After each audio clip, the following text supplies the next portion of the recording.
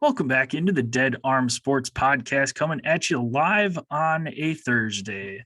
Jell and Josh in the house today have a fun episode for you. Going to go over some NFL and fantasy football awards, our own personal awards, have a Pebble Beach recap, and we'll also recap our Drew Locks as well towards the middle of the show. Yeah, we should probably get into the Drew Locks, don't you think? At some point, yeah, we can do that. But first, a question of the day. I know you got one to follow up here, Joe, we can talk about as well. I haven't talked much MLB, but before we get into that, just a simple talking a little fantasy awards here. Who's your all-time fantasy football player? Like, who's your favorite all-time? Maybe somebody that carried you to multiple championships or somebody that had a just standout season that you love, but who's your guy? Why can't I think of his name? This is so dumb. Running back, Kansas City, Jamal Charles. Charles. Okay. I got him. I remember pretty late. This is just one season, but he was coming off of like two pretty crappy years, injury riddled years. And I grabbed him somewhat late. And that was the year that he bounced back. I believe he may have won NFL Comeback Player of the Year that year.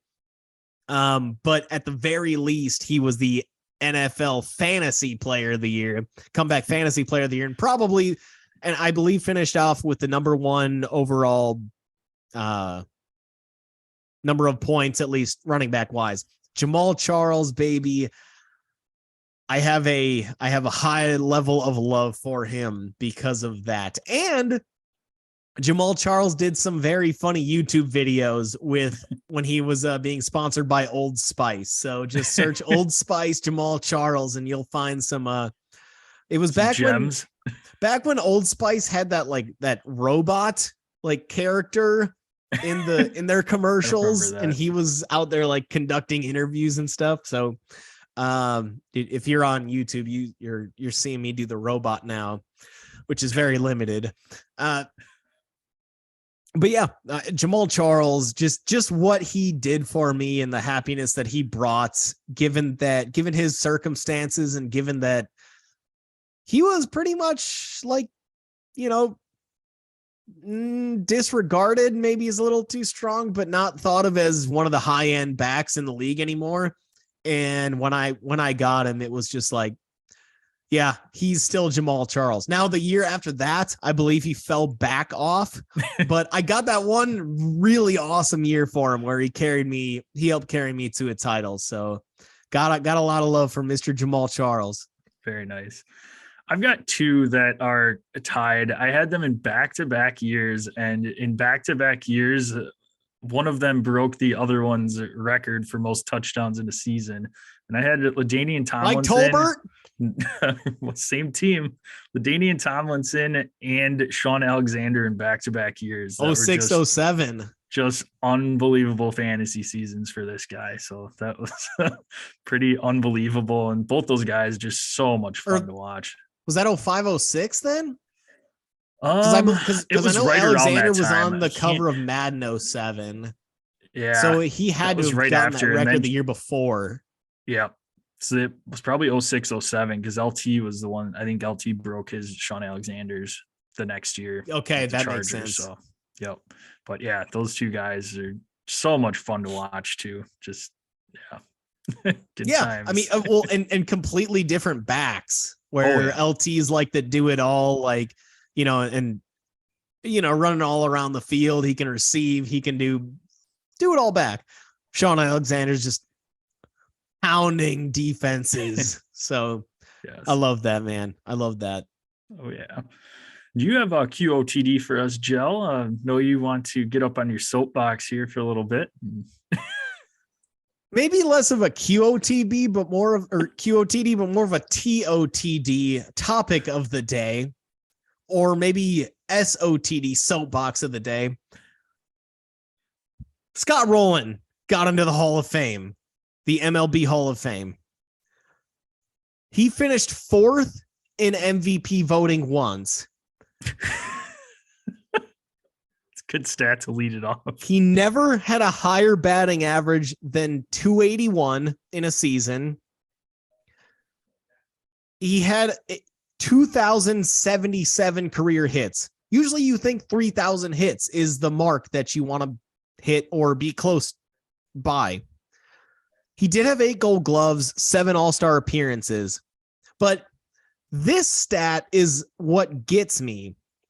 On his initial vote, he got 10.2% of the vote.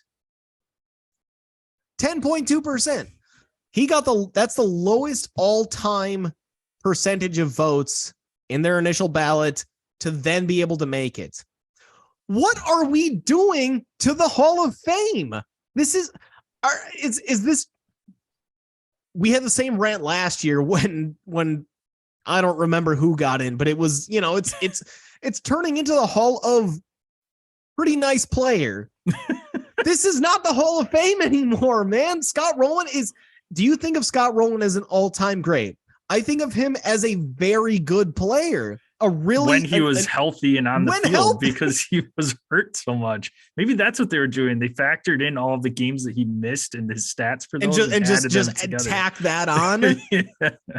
Like, nice player, very nice player. Yeah. Again, 8 Gold Gloves, 7 All-Star games. Why are we trying to cheapen the Hall of Fame? This should be reserved for guys that aren't in there, like Barry Bonds. Why are we putting in Scott Rowland? Who's next? Who's next? Is Bartolo Colon going to get in the Hall of Fame next year? What are we doing here?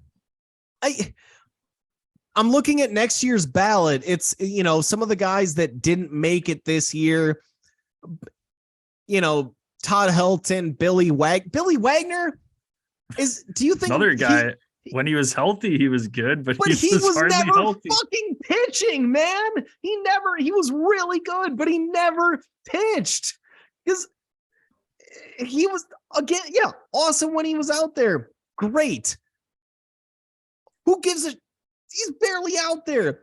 Andrew Jones, I think, deserves to be in. He was awesome. He should be in. Gary Sheffield, he's only not in because, he's over 500 home runs. That's normally the mark, but he was named in that the George Mitchell report. Going down, I guess, it's a bunch of other guys, A-Rod, Manny, those guys would be in. Carlos Beltran would be in if it weren't for cheating scandals. Andy Pettitte, probably not deserving, but he's still getting votes. Mark Burley is on. Mark Burley is on the freaking ballot from last year. This is next year's ballot is Adrian Beltre, Joe Mauer, Chase Utley, David Wright, and then we get into the Bartolo Colons, the Jose Bautistas, the Victor Martinez's, Brandon Phillips, Denard Span, Giovanni Gallardo. In 100% vote. Doug Fister. He was never better than like a 3 starter. What are we doing to the Hall of Fame? These are guys that are not in, but just guys that are going to be on the ballot next year. I'm fine putting in Beltre, Mauer probably. Beyond that, I don't know about Chase Utley, David Wright. And Mauer's probably even going to have a hard time with his position switch too. He started off as a catcher and then moved to first base later in his career. And he sucked at it. His numbers fell off once he moved to first too. I loved watching Joe Mauer though, man. He was awesome back in the day, but I think I'm fine with Mauer. I think I'm good there. It's just I think I'm good with Beltre. Beltre I'm good with. But some of these other guys, what are we doing putting in? Does Scott Rowland do you really did the MLB just tell all these writers, please put in Scott Rowland so that during our Hall of Fame ceremony this year, we don't have nobody in? That's what I'm thinking. How do you jump from getting 1/10 of the vote to 3/4 of the vote? How does that happen? Just by baseball writers wanting to put one person in, or he was probably the best person on the ballot and they voted instead of just not voting at all. You I can don't leave know. your ballot blank.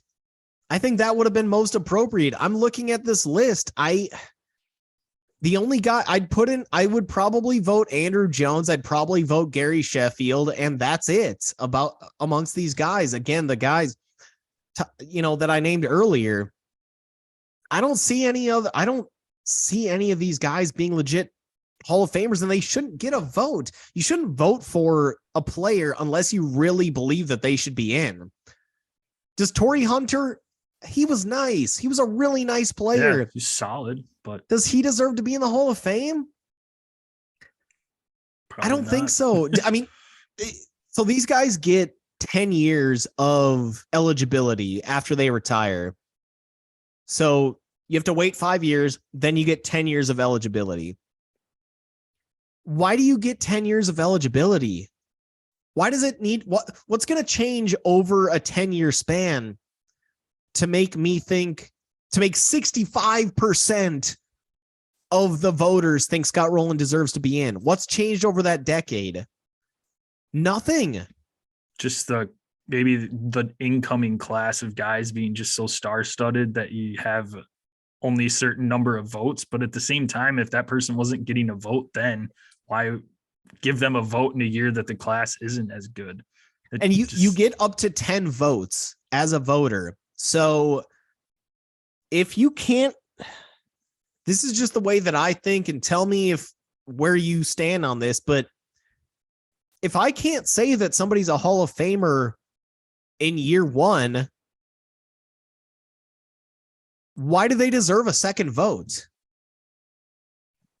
You're not going to ever there's never going to be a year where 10 true Hall of Fame, in my mind, when 10 true Hall of Famers are going to retire all at the same time.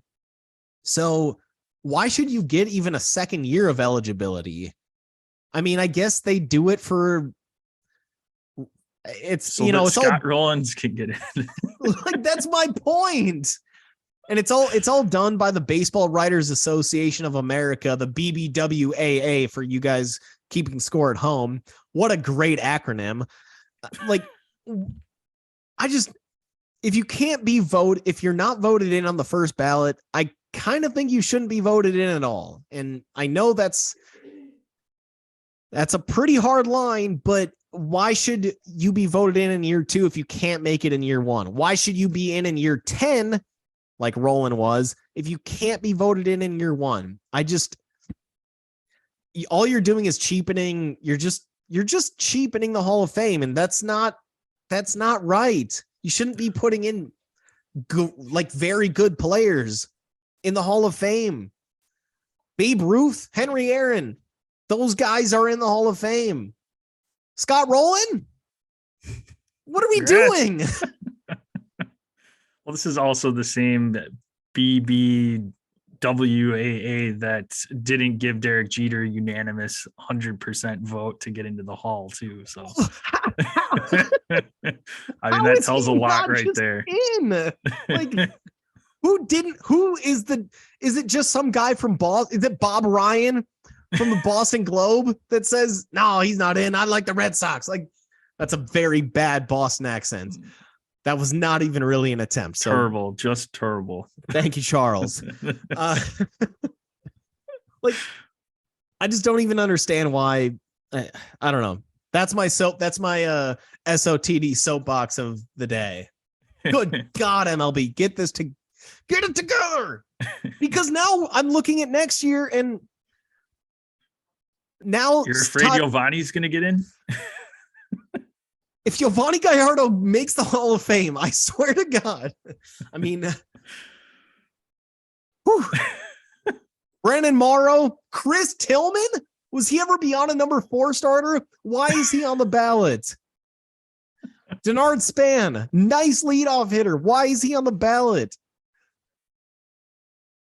Jose Bautista's best moment as an MLB player was his bat flip against the Rangers in that playoff game. He's on the ballot. Or when he got punched in the face. Oh, that was nice. That was my favorite Jose that was Bautista moment. that might be his career highlight, actually. Rugnet Odor might need to he might MMA career. Hey, Le'Veon Bell, Adrian Peterson, we're seeing all these NFL guys get into boxing in their, post-professional career. Rugnet Odor might be out there scaring some people after that punch. Right. I'd say jump into that. Probably make more money doing that than playing on, as a reserve second baseman for the whatever team he's on, Padres or whatever. We can be found at Dead Arm Sports, Twitter, Instagram. Check us out on Facebook at Dead Arm Sports. Go to YouTube, type in Dead Arm Sports into that search bar, click that black and yellow logo, subscribe, click the bell there. That way you know when our live episodes drop. We monitor the chat. You can ask us any questions there. Otherwise, you can hit us up on our socials at Dead Arm Sports, at DasJel, that's at DasJel. I can be found at DasJPEC, that's at DasJPEC. Give us both a follow. Subscribe, rate, and review the podcast on your favorite listening platform. Send us a screenshot, and we'll get you some sticker swag, Dead Arm Sports style. Why is Omar Vizquel still on the ballot? Because it's 10 years I haven't gotten. That's it. Speaking of people that did get voted in, Gel, here is our personal NFL and fantasy football awards of the season. These are ones voted by yours truly. Both Josh and Gel each have a guy. Haven't shared our list, so we might have the same guy. Maybe give an honorable mention here as well. We've got 10 categories for you. I'll run through those quick before we get into our picks.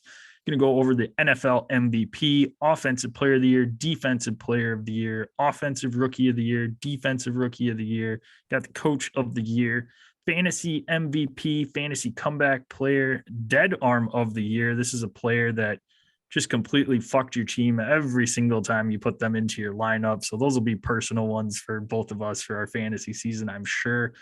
Then we have the Drew Lock of the Year, somebody that you thought was going to be a starter, somebody that you're going to be able to put into your lineup this year that never ended up cracking your lineup. So I'm curious to see who you have there, Gel. But let's kick it off with the big one here, and that is the MVP award, NFL.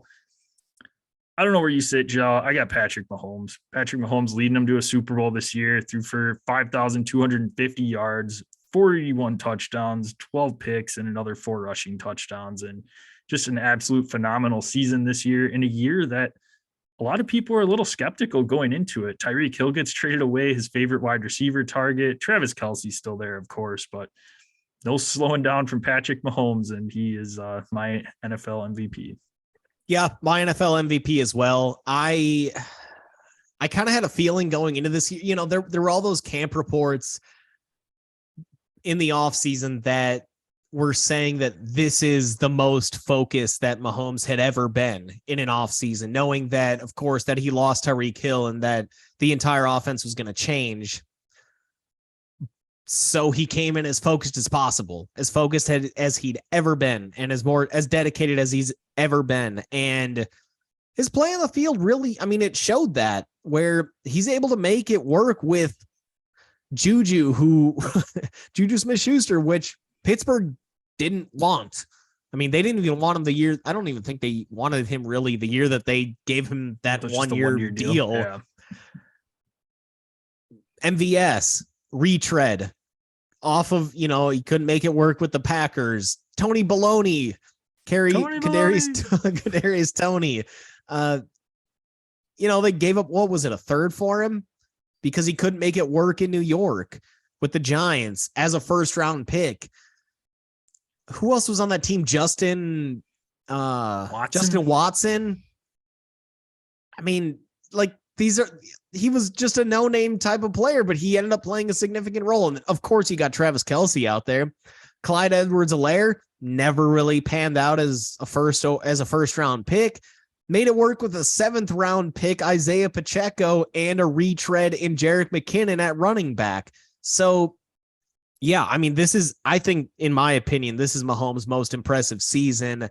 And He absolutely deserves the MVP, going in there, getting the number 1 seed. And now we're seeing it in the playoffs where he's taking that team to the Super Bowl. I love Andy Reid, but Andy Reid couldn't do this with Alex Smith. So there's a reason Mahomes is looked at now. You know, if you listen to the previous episode where we're talking about him as potentially one of the best quarterbacks, I think he's already there as one of the best quarterbacks of all time. We're looking at him as the potential GOAT.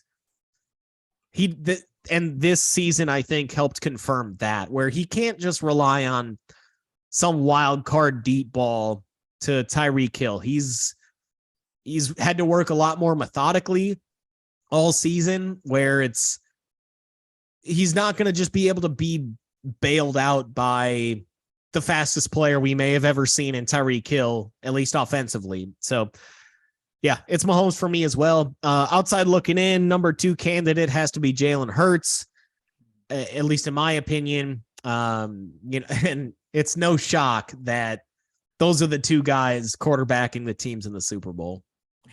Yeah, head-to-head battle coming up. What do you got for the offensive player of the year, Joe? I am going to mention I'm going to bring up previously mentioned Tyreek Hill. He changed that whole offense. I know Mike McDaniel had a lot to do with it, but Tyreek Hill's his ability to just step in right away, week 1, and completely change that Dolphins offense. We were looking at Tua as a potential. Is he even going to make it to year 4 as the starter?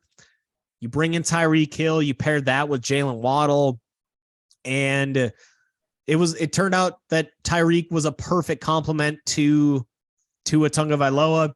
He may have gotten Tua his 5th-year option picked up. We'll see. I mean, obviously that would be picked up if it weren't for the concussion issues, but the way that offense just changed so immediately when Tyreek Hill came in there, I got to give it to him. I know that I'd imagine the next, whoever you're going to bring up is going to be an easy second place for me, but I got to give Tyreek Hill so much credit for what he did for that Miami offense, for Mike McDaniel, a rookie head coach.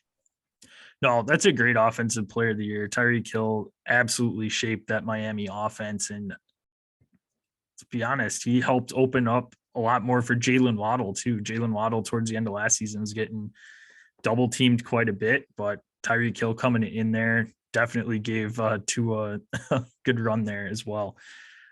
Ultimately, I was between Tyreek Hill and the guy I ended up going with, and that's Justin Jefferson. Justin Jefferson, 128 catches, 1,800 yards, 9 total touchdowns. And I don't think the Vikings are the team that they were this year without Justin Jefferson. Yeah, he had a bad last 2 games. Jair Alexander kind of shut him down in Green Bay. And then in Chicago, week 18 didn't really make that much of a difference. But he was a game changer for that Vikings and is just unbelievable since he's gotten into the year. Hasn't skipped a beat at all, even with Kirk Cousins back there not always having noon games, so he still finds a way to be relevant here. So I'm gonna go with Justin Jefferson in this one. Is Justin Jefferson your number 1 wide receiver in all of football? Yes. Yeah. I think I'm there with you. Yeah. Yep. And just knock on wood, because I've got him in Dynasty, but health wise, I mean, he's been out there just about every game. I mean, we had, the beginning of last season, not this past season, but the 2021 season, we had that scare in training camp that thought he had separated his shoulder and it just ended up being an AC sprain. And so, yeah, he's been out there and been absolutely phenomenal for the Vikings and fantasy lineups everywhere. My defensive player of the year this year, ultimately, I went with the best defense in the league here, and that was Nick Bosa. Nick Bosa, 18.5 sacks this year, 41 tackles, and just a game changer for that Niners front line there. But that's kind of where I sit with it. You just, like I said, had a phenomenal year defensively, especially with those sack numbers, and that's a huge factor for that 49ers defense and why they were the top rated in the league. I'm going to give myself a little bit of a pat on the back here. When we did our mid-season awards, Micah Parsons looked like he was running away with defensive player of the year. I know that was your vote then. Yep. And I said, I think by year's end, it's going to be Nick Bosa, just because Micah was kind of slowing down a little bit. And Nick Bosa seems like he's only getting stronger. And right now, yeah, he's my runaway defensive player of the year. Just the way that he affects every single play. He makes Fred Warner more dominant. He makes the entire rush defense on the other side of the field more dominant. He makes that entire secondary just a little bit better, given that he can just he pressures the quarterback on just about every passing play. And he's also a threat in the running game. So he's my runaway defensive player of the year. I also got to give some love to Chris Jones. Chris Jones finally got his first career playoff sack last weekend Crazy. against Cincinnati. I don't know how, because he's been awesome for years. But he finally got that done. I believe he ended up finishing that game. What a debut to get your sacks. I believe he ended up finishing with 2.5 in that game. So dominant defensive performance from Chris Jones really disrupted everything. So Nick Bosa, my depoy, Chris Jones is kind of the, close second place. I like it. Moving into the Rookie of the Year awards, Jell, who you got for the offensive Rookie of the Year? I got to go Kenneth Walker. I've been loving on him ever since he really took the number one lead back in Seattle. And just from watching him, it looks like I really think that he might be a top 3 back in the NFL, top 5 at the very least. He runs so hard, yet he's also so fast and quick. Like he almost reminds, it's almost like a reminder of like Leonard Fournette back at LSU, where he was that. Or maybe a better example is like Adrian Peterson, where he doesn't do much in the passing game, but he's so damn dominant on the ground that you're getting a safe 4 yards of carry, but he also has that ability to, once he breaks through that first line, he can stiff arm somebody on the second line, and then he's got the speed to run past everybody in the secondary. So I'm putting him in at the very least in the top 5 of all NFL running backs. I think he's a runaway Rookie of the Year for me on the offensive side. Yeah, I had Kenneth Walker as well. And he was, I think, the main reason, along with Geno Smith stepping up. But you got to think that the reason Geno stepped up was because he had somebody that he could trust in a solid run game behind him in Kenneth Walker. And I think that's ultimately why Seattle was able to get into the playoffs this year and was on the backs of those two guys. And Kenneth Walker, cracks 1,000 yards, 9 touchdowns, and didn't even start off the season as their number one back. Was sitting behind Rashad Penny until, of course, Rashad Penny gets hurt, which shocker. We all knew that would happen at some point, but never relinquished the role there. And you got to love him being in Seattle, Pete Carroll up there, they're going to run the ball. And I agree completely with you. I think he's going to be a top 5 back for years to come. Let's talk about these wide receivers really quick. Garrett Wilson, he'd been up there his second half of the year, especially the final maybe like 6 weeks or so. Especially those weeks with Mike White, when Mike White was a starter, he looked like a stud. And then I got to bring up Christian Watson as well.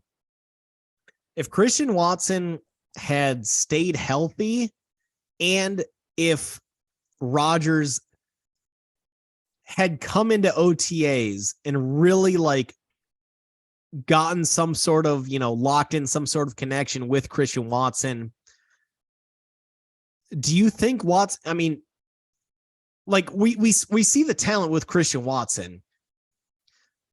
Do you think that going into year 2, let's say it's Jordan Love, or I guess either Love or Rodgers. I think he's I think he's going to have a nice year either way. Do you see Christian Watson jumping into that top 10 wide receivers that we look at going forward? As if we're talking, let's say just dynasty, fantasy dynasty football, could he jump into that top 10? He could. If it's Jordan Love, I'm a little more hesitant, I think, just because we haven't seen a ton of him yet.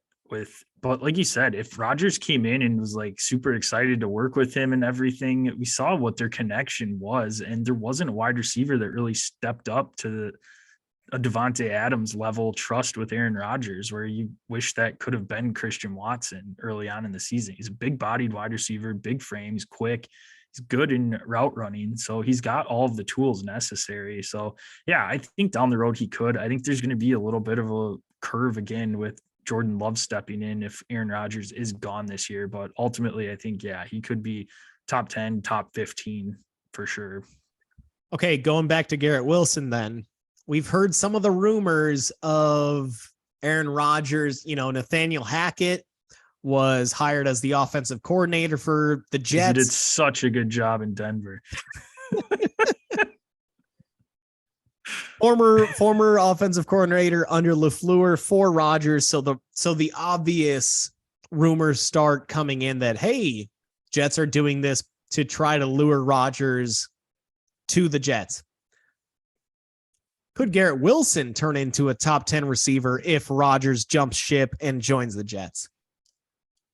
Yeah, for sure. I mean, he was having a decent year. You mentioned he had an awesome second half, and that was with Mike White, Zach Wilson combo. So if he could do it with those two guys, it'd be amazing if Aaron Rodgers were to come in there. I mean, we didn't see a ton from Rodgers this year as far as passing.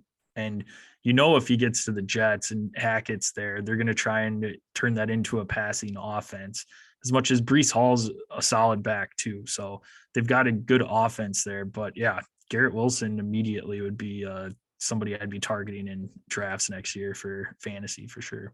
Okay, same topic. Elijah Moore.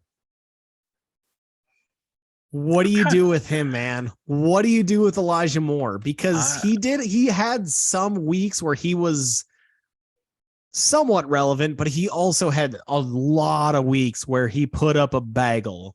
Yeah. I mean, for those in Dynasty with him, he's a hold because there's no trade value for him, but you can't drop him yet because you don't know who's going to be the quarterback next year.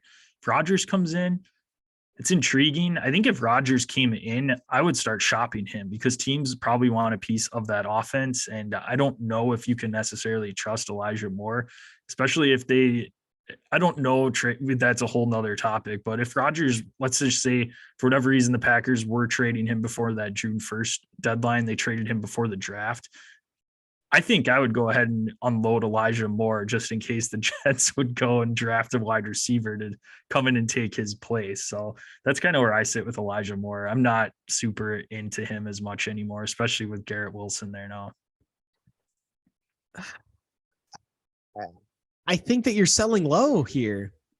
That's my only problem is I guess you'd be, once Rodgers comes in, you could sell high, but wouldn't the other, whoever you're trying to trade him to, think that, hey, he must be trying to sell high on him, like he must know something, or that there must be something going on, because why would he sell Elijah Moore right now when his stock should be as high as it's been in 2 years? Yeah.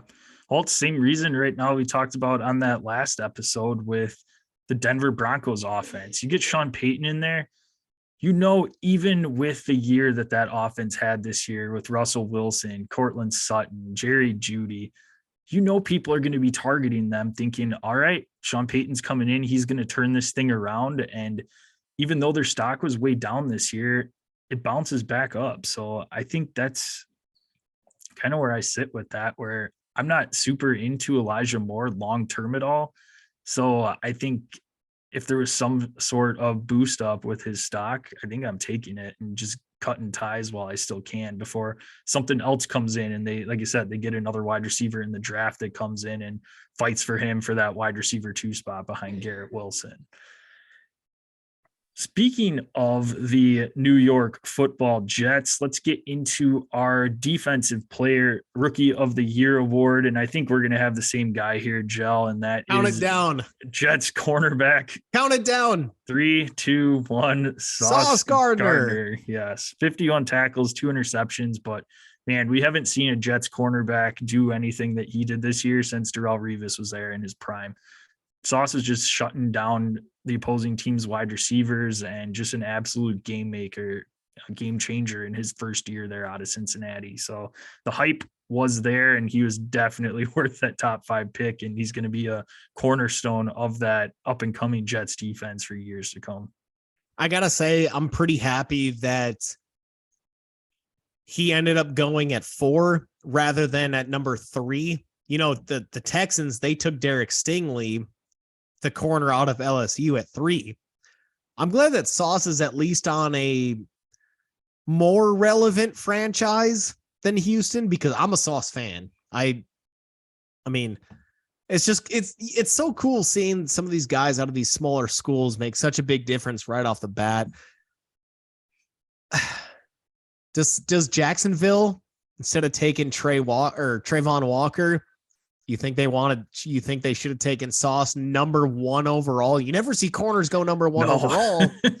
But in hindsight here, I mean, Aiden Hutchinson, he's going to be he'd be the, he's second outside looking in. He's number 2. You think Jacksonville wishes if they had that number 1 pick overall again, they'd taken Sauce or Hutchinson at that number 1 pick? Because I think right now they have to be regretting taking Trayvon Walker. Yeah. Well, and Sauce, I mean, if you look at the best rookie on offense or defense, I think it was Sauce this year, hands down. I mean, if you had to put him up against Kenneth Walker, our offensive player, I'd take Sauce all day. Big time. Extra sauce. As much sauce as possible. Extra sloppy. I know you like them nice and sloppy. Oh, so creepy, that lady from Billy Madison. Yep. But I mean, okay, so Trayvon, like number 1 overall pick right now, if you're the Jags in hindsight, Trayvon Walker off the tip, Sauce. like no chance. Do you go Sauce or do you go Aiden Hutchinson? And who do you think is going to have the bigger impact going forward? I think it's going to be Sauce. I mean, it's a passing league nowadays. If you can have that shutdown corner that just takes the opposing team's number 1 wide receiver out of the game, that's huge. I mean, yes, it's huge having that pass rush that's putting the pressure on the quarterback, getting them to release that ball quick. But ultimately, if you don't have good cornerbacks out there, that pass rusher, if he's getting double teamed, the quarterback's still going to find an open receiver. But with Sauce out on that field, it gives the quarterback 1 less receiving option to look at. I mean, he's looking there as first read, but then he's seeing Sauce there all over him. Automatically onto the second read. Correct. Yes. Yeah. I think I need a second. I'm going to second that. I mean, so we know how awesome that Niners defense is, but even they had struggles in the playoffs or all season really with number 1 wide receivers, because their they had an awesome pass rush, but their corners, they didn't really ever have a true number 1 corner. And I get that it didn't come back to bite them, but we saw in the playoffs, CeeDee Lamb went off with, I believe, 9 or 10 catches, broke the century mark, had a touchdown. We've seen the Seahawks light up the Niners in the past, and I'm not saying that would have made a difference this weekend against the Eagles, but it could have if Brock Purdy would have stayed healthy, where, you got Debo, Ayuk, Kittle. A number 1 corner might be more valuable than a second pass rusher, because also in the Jag situation, they also have Josh Allen on one side as a pass rusher. So you could have had a lockdown corner in Sauce and a number 1 pass rusher in Josh Allen. That could have made a huge difference in, I mean, I'm not saying that would have made a massive difference against the Chiefs, for example, in that divisional round for the Jags, but I think it would have made a bigger difference than having that second pass rusher. So yeah, I'm with you. Sauce probably should have gone number 1 overall in hindsight. Now, again, you never take a corner number 1. I don't think we've ever seen that, at least in my lifetime. But that guy's such a beast. He is Revis 2.0. Sauce Island, baby. Yep. Coach of the Year's up next, Joe. I think I know where you're leaning here. Who you got and who you got money on? Well, I guess we're going to talk about the Jags again. Doug Peterson turned around a franchise that was in the deepest depths of hell with Urban Meyer at head coach and turned them into a playoff team and then a playoff game winner.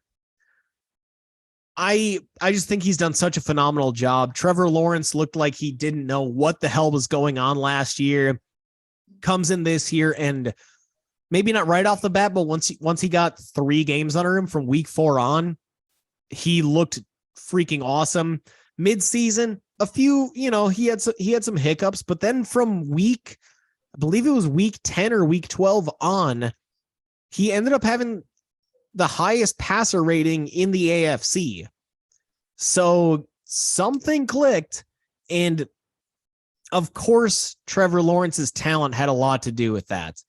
But that click happens a lot faster and a lot easier when you've got a dope coach, and that's what Doug Peterson is for Trevor Lawrence. He's a massive reason why that team was able to go from the number 1 overall pick 2 straight years and turn that into a playoff winning team. So my vote is Doug Peterson. He's a Coach of the Year finalist. I would say he probably doesn't win it, but for him to be plus 2,000 odds to win that award at the beginning of this season to now being a finalist, I mean, just a really sweet season that the Jags put together. And Doug Peterson was a massive, probably the biggest reason for that changeover. Yeah, I don't have much else to add. He was my Coach of the Year as well. I mean, turning in that laughing stock of a team last year under Urban Meyer, kicking. Not even a laughing stock. It was like beyond dumpster fire. It was, you almost felt, you had to feel so bad for them. Like it was like a pity the fool. That stock. Yeah, but leading them to winning the division after having the number 1 pick 2 years in a row the last couple of years. What an awesome turnaround from Doug Peterson. And like you said, biggest thing that he did this year was just the steps that Trevor Lawrence took forward and the promise that you see in him now that we thought you would see from him in his second year is just an unbelievable transition and switch up from what we saw his rookie year under Urban Meyer's shit show.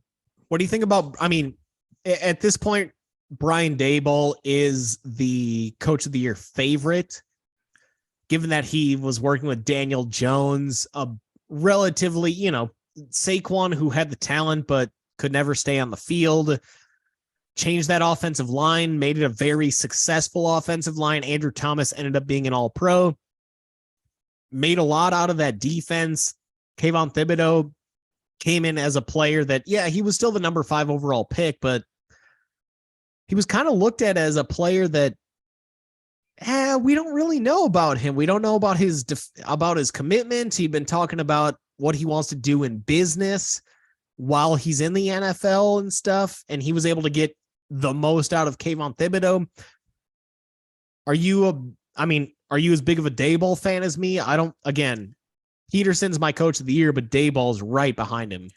Yeah, he's for sure right up there. I mean, that Giants team the last couple of years has been ugly. Daniel Jones has been ugly, and he was at times this year too, but turned it around when it counted. The Giants were off to a fantastic start too, just kick off the season. And Brian Daboll did a heck of a job there. But ultimately, I don't know, something that keeps leading me back to Doug Peterson. And I think Doug Peterson should win it over Brian Daboll, but they're both fitting. They both did a great job with their respective franchises, getting them to the playoffs this year and both winning a game in the playoffs.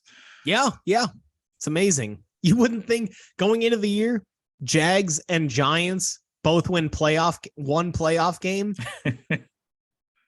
No chance. No, not at all.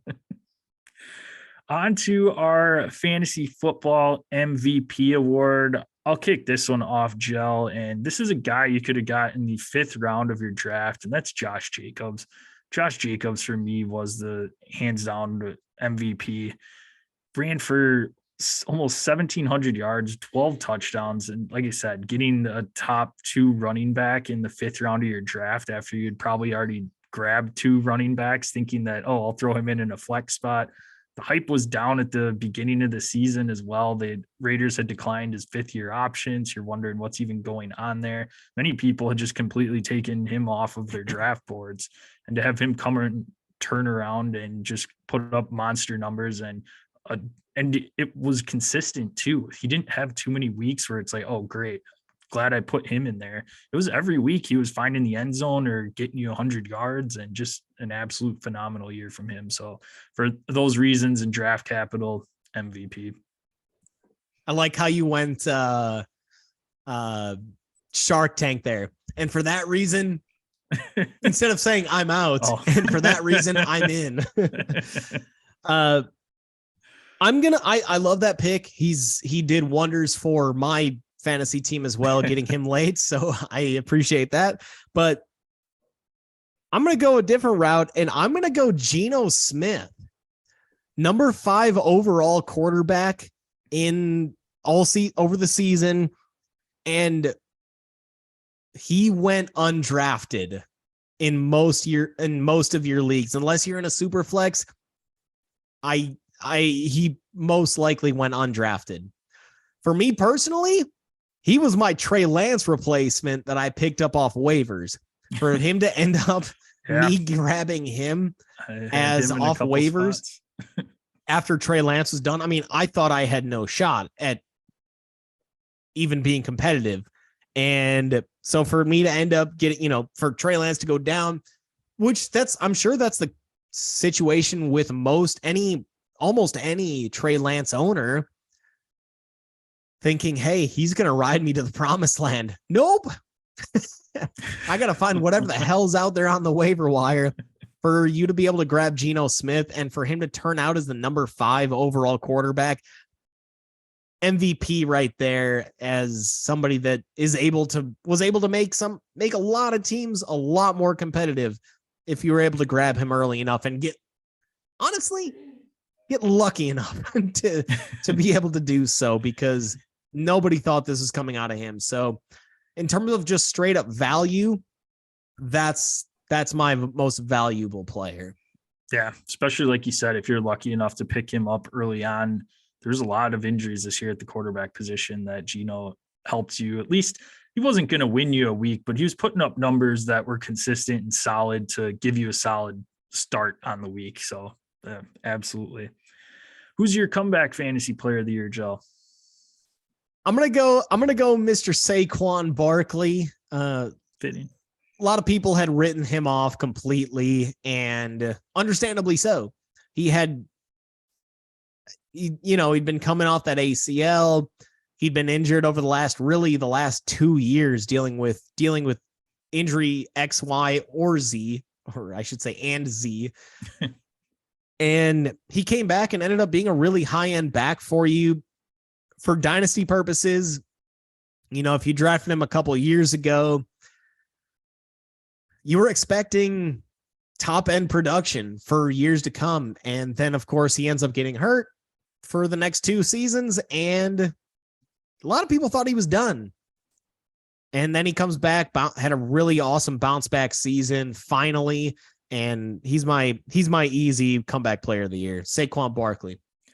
Yeah, he was my close second in this one. I ultimately gave it to CMC. CMC was the number 1 running back off the board the last 2 years and was hurt, didn't give you anything at all, and then ends up bouncing back this year. A little bit of a slow start in Carolina, ends up getting traded over to San Francisco, and they unlock him for what he was 3 years ago. So absolute monster in that backfield, rushing, receiving, threw a touchdown pass. The one game had the trifecta. So. Four career passing touchdowns. Now they should have used him in the playoffs. That's what I'm saying. So, but yeah, he's my comeback player of the year. Saquon, like I said, close second there too. Phenomenal bounce back from him and that Giants team. So my dead arm of the year. This is a player that you kept putting into your lineup repeatedly, and you didn't learn that they weren't going to do anything for you this year. And that was my 3rd round draft pick, Courtland Sutton. Ooh, favorite. If you talk about him being a favorite of the podcast, and you know what? Fuck you, Courtland Sutton. You will never be mentioned in my breath again on this podcast. A measly 64 catches, 829 yards, and 2 touchdowns. 2 touchdowns. But Julio Jones numbers, but without the yards. Yes. Just, I don't even know what to say. I mean, I'll just chalk it up to that Denver offense just being absolutely atrocious this year. Jerry Jeudy was fine for you down the stretch in the second half of the season, but Courtland Sutton, man. I mean, that's somebody that the hype was at an all-time high with Russell Wilson coming in. You thought he'd be the Tyler Lockett, DK Metcalf in the offense here, putting up 1,000 yards, double-digit touchdowns. Finally, we'll see the Courtland Sutton we did a couple years back, and nothing, just absolutely nothing. There wasn't one week that you were happy you had him in your lineup, even in a flex spot. That's a pretty strong one. I'm going to, because we have hyped him since we started this pod. I'm done. We're 2 seasons deep and the hype is over. Just one more that's a little bit more personal for me. And this is, I think I was just cursed every time that I put him in my lineup, and that's Chris Olave. I started him weeks 1 and 2. He didn't do squats. I put him into my lineup. I started him weeks 1 and 2. He didn't do squat. I took him out starting week 3 through 7. Those were his best weeks of the season. Of course, on my bench. Then I'm like, okay, it looks like he's got something going. I put him back in. And outside of week 11, he was completely useless. So, Chris Olave, I mean, I'm looking forward to your future, but God, you screwed me. Every time I put you in my lineup, you screwed me. Every time I had you on my bench, you went off.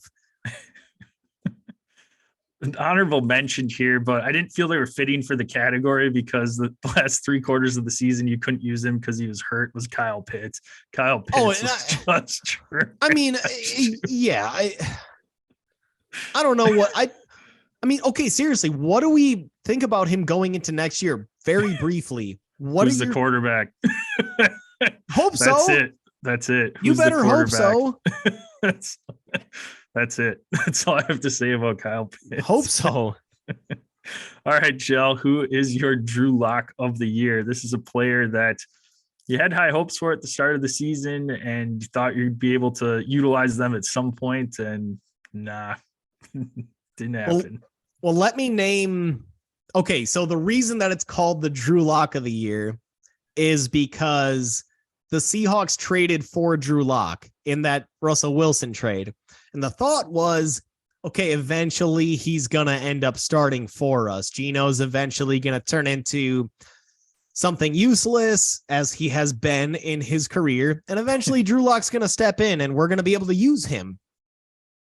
So, player that I thought was going to be useful at some point, just needed to take a little bit of time. I've got 3 players that are on the outside looking in, and they are all rookie wide receivers. Jameson Williams.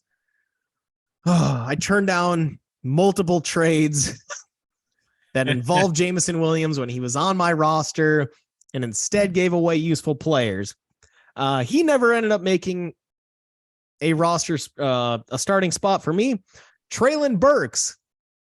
Another rookie wide receiver, never really got going. You'd think that, hey, he's going to pop at some point because he is so talented. Never happened. And the last win, George Pickens, he had some really nice weeks. I was able to fit him into my lineup during bye weeks, but again, he never really truly popped. I think going into year 2, I'm not down on Pickens. I'm not down on any of these guys going into year 2, but this just shows rookie wide receivers really sketchy move if you're not in a dynasty or a keeper league. If it's just a, standard 1-year league, rookie wide receivers, scary proposition. Ultimate winner for me, Matthew Stafford. I'd been waiting on him to just finally freaking get it together, and it never happened. He had such a great year last year, the season that the Rams won the Super Bowl, but he just never got it going, and eventually they just shut him down. I was less skeptical about his offseason arm injury, but it turns out that must have played a massive factor. So Matthew Stafford's ultimately my winner here, a guy that just ended up being completely unplayable that I'd held on to, thinking that he's going to pop at some point. Never popped. Don't know if he's going to pop again. I got one here you'll like, Joe, and I'll set this one up. This is a guy that had a very nice training camp this year, was on a team that the player in front of him didn't have his 5th-year option picked up, and that's Zamir White of the Las Vegas Raiders. I almost put him in. He's in my OLI outside looking in. Somebody that had a lot of hype train when that option was declined that 5th year for Josh Jacobs. They're wondering, all right, Josh McDaniels is coming in, new coach, somebody that didn't draft Josh Jacobs. Obviously something's going on that they are declining his 5th-year option. Maybe they really like Zamir White. He's had a good training camp. So he's somebody that you probably took a chance on later in your draft, and you're like, all right, I'm going to stash him, He's going to pop at some point. Josh Jacobs has been hurt at times the last couple of years. He'll get his chance to step in. 17 carries, 70 yards, and a touchdown. That is a fantastic one-game stat, folks, but that was season total. So, yeah. And multiple weeks with negative fantasy points. Yes. So, yep. Fair. Two solid Drew locks for us. All right, moving into the AT&T Pebble Beach Pro-Am. One of the best view-wise tournaments that you'll get to see on the season. It's got to be the most picturesque of all 100%. The courses. Just unbelievable. Defending champion Tom Hoagie had a fantastic final round last year. And played on 3 courses. It's one of the tournaments we've had 3 in a row now that use multiple courses throughout the course of the week. And this one is falling right into suit. You got 3 rounds to start off the week. There is a Saturday cut, so not everyone makes it through on Sunday. That's due to it being a pro-am. So every golfer is paired with a celebrity guest, so they have to utilize as many courses as they can. Played at Pebble Beach, par 72, just shy of 7,000 yards. Spyglass, par 72, just over 7,000. And then Monterey Peninsula Country Club, par 71, just under 7,000. So roughly all the same distance-wise, but 3 fantastic courses. And again, you get to see a lot of celebrities out there as well. Wish they'd show them a little bit more, but understandable when it's a PGA Tour event. You want to see the PGA Tour players during the telecast. Josh Allen, Aaron Rodgers, Steve Young, Ron Rivera, Larry Fitzgerald. Larry, legit golfer. Yeah, he's very good. Alex Smith in the sports world, and Jason Bateman. Nice. Stud of the stud actor in Arrested Development amongst some of the celebrities in here. Fun fact as well, with Josh Allen competing in the AT&T Pebble Beach Pro-Am, he will not be competing in the Pro Bowl. Guess who took his place? Snoop Huntley. Your AFC Pro Bowl starting quarterbacks are Trevor Lawrence, Derek Carr, and Tyler Huntley. Tyler Huntley. Some notable golfers in the field this week got Matt Fitzpatrick, Harry Higgs, Tom Hoagie, defending champ, Big Dick Vic Hovland making a start in this one, Kevin Kisner, Matt Kuchar, Maverick McNeely, Justin Rose, Webb Simpson, and Jordan Spieth. Who are some of the favorites in this one, Joe? Yeah, so Spieth obviously is up there. He and Matthew Fitzpatrick are tied up there at plus 950 as your co-favorites. Right behind them, Big Dick Vic Hovland, Maverick McNeely, and Seamus Power. One of my favorite names on tour. Seamus Power. Like, let's go. Nice. If you had to pick, let's say you were doing a lineup of, like, you had to just grab one guy off tour and just do it by name, and you had to be in like hand-to-hand combat, would you pick anybody outside of Seamus Power? Maybe Tiger Woods. That's pretty good too. Okay. All right, it is time for our pick'em. If you're new to the segment, welcome in. Each week, starting with the Century Tournament of Champions, Joe and I pick a golfer, whatever their score is relative to par. That's the score you get for the week. Does not matter if they make the cut at all. Once you use a golfer, can't use them again. Cannot use the same golfer as your opponent for the week. Fun fact, Joe, I went back and looked at who we picked last year, and I was 1 year ahead on the Farmers Insurance Open, picked Max Homa last year. So I was one week ahead of I should have taken I was 1 week ahead when I took Thigala. Yeah. The previous week I should have taken this week, would have gotten one additional stroke on you there. Yes. So I am down by 8. So therefore I get the first pick here. And fun personal fact about me, going to be a new dad here in a couple weeks. So I'm going to rock a golfer that just had a baby recently, January 19th. And that is Mr. Joel Damon. Joel Damon had a nice tournament last year here and has had a lot of success here at Pebble Beach. So he's got a little extra motivation this year. Hopefully he got some sleep here the last couple of weeks to prepare as he's making his first start of the year. But I like Joel Damon in this one. Well, okay. I like that. Is any relation to Matt? Totally different spelling. Damen.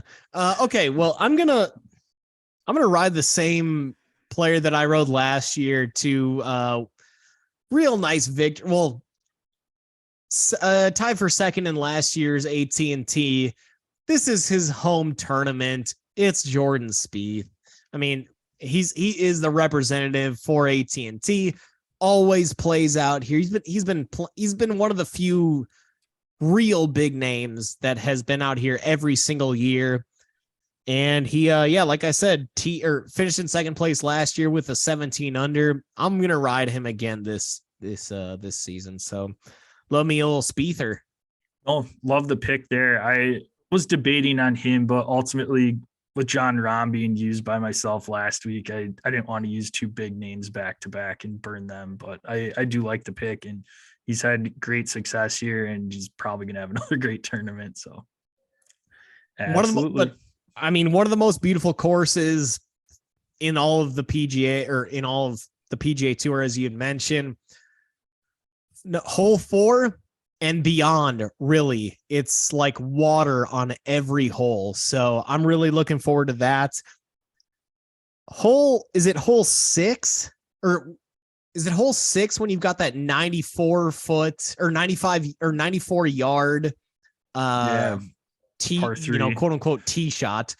Yes. And you're going straight downhill. Do you think that you can, and winds are swirling possibly? I mean, you've got ocean in the back and on the right side. Do you think you feel confident that you can hit that green every time? It's Most such a weird people's, in between shot. I mean, you're I mean, really going yeah, downhill that much. downhill, it's kind of like a wedge that a lot of guys are comfortable with, but that is a distance I have absolutely nothing. So no, I would give myself a 1 out of 10 shot at hitting the green. I usually don't hit greens on par threes to begin with, and throw this one into the mix. No, no chance. I'm gonna take your word I'm for just that. hoping it's in play so I can get up and down for a par. Do you just think about like taking like a 3-iron and just try to dribble your I way all probably the hit way like down? like a half 7. Yeah. And just like try and just like Try to punch bounce it on. Yeah. Yep. That's probably what I would end up doing. Fair enough. Fair enough. That'll wrap up this episode. You can be found at Dead Arm Sports, Twitter, Instagram. Check us out on Facebook at Dead Arm Sports, Dead Arm Sports on YouTube. Folks, subscribe, click the bell there. That way you know when our live episodes drop. Monitor the chat, ask us any questions there. Otherwise, we can be found on our socials at Dead Arm Sports, at DosGel, at DosJPAC. Hit us up with any questions that you have. Subscribe, rate, and review the podcast on your favorite listening platform. Send us a screenshot, and we will send you some swag. What are those platforms they can write a review on, Joe? Find us on Apple Podcasts, Spotify, iHeartRadio, and Google Pods. Whatever your chosen listening platform is, make sure to subscribe, rate, and review there. Take a screenshot of that written review, send it to us on our socials at Dead Arm Sports. Also find us on YouTube, search Dead Arm Sports, subscribe there, hit that bell Ding. to make sure that you get all of our alerts when we send out any new content, whenever we go live. And next time we go live, you see that notification, jump on and send us something in the chat box. We are monitoring it. All right, so that will wrap it up. Again, a little bit of a slower sports weekend here, but gearing up for the Super Bowl next week. We'll have a preview Pro for Bowl, that. dog. Yes, can't wait to tune into that flag football and dodgeball. That is actually more fun than the actual game used to be with some of the side stuff that they do now. So I do actually enjoy watching some of that, but I'll be focused on golf this week for sure. But with that in mind, hope everyone has a fantastic weekend. And Joe, close her out. Spieth, wide to the Spieth. Boo! Whoop, whoop, whoop, whoop, whoop, whoop, whoop, whoop, whoop, wow. Joel.